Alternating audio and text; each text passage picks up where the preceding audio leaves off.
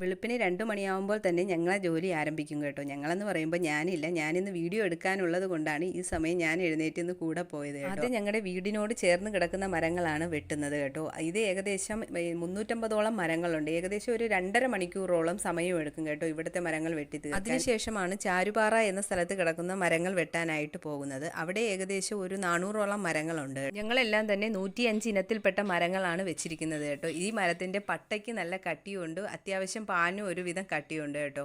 ഇത് വെട്ടി തീർന്ന് ഒരു 6:30 മണിയാകുമ്പോഴത്തേക്കും തന്നെ ഞാൻ ഇവിടെയുള്ള പാലുകൾ മൊത്തം എടുക്കും കേട്ടോ.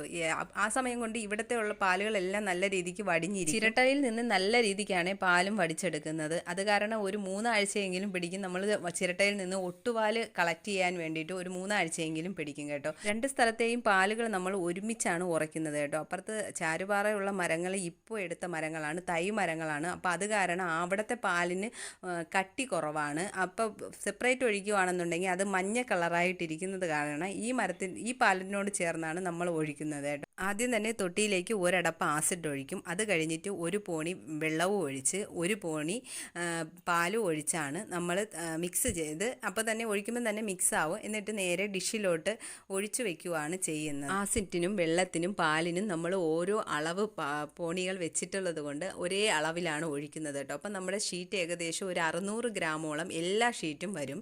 എന്നിട്ട് നമ്മൾ നേരെ ഇതുമാതിരി അടുക്കി വെക്കും കേട്ടോ. എന്നിട്ട് ഒരു 2 മണിയാകുമ്പോഴത്തേക്കും തന്നെ നമ്മൾ ഷീറ്റ് അടിച്ച് തുടങ്ങും. ആ ഷീറ്റ് എന്ന് പറയുമ്പോഴത്തേക്കും നമുക്ക് 2 വീതി 1 നീളം എന്ന കണക്കിനാണ് നമ്മൾ ഷീറ്റ് അടിക്കുന്നത്. ഇങ്ങനെ അടിക്കുമ്പോൾ തന്നെ ഷീറ്റിനെല്ലാം ഒരേ ഷേപ്പായിരിക്കും.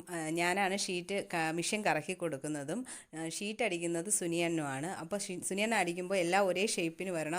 അതുകൊണ്ട് സ്വന്തമായിട്ട് തന്നെയാണ് ഷീറ്റ് അടിക്കുന്നത്. എന്നിട്ട് അതിന് ശേഷം നമ്മൾ അച്ചിൽ വെച്ച് കറക്കുന്നത്. അത് കറക്കാൻ ഭയങ്കര പാടാണ്. സുനിയനെ സ്വന്തമായിട്ട് തന്നെയാണ് കറക്കുന്നത്.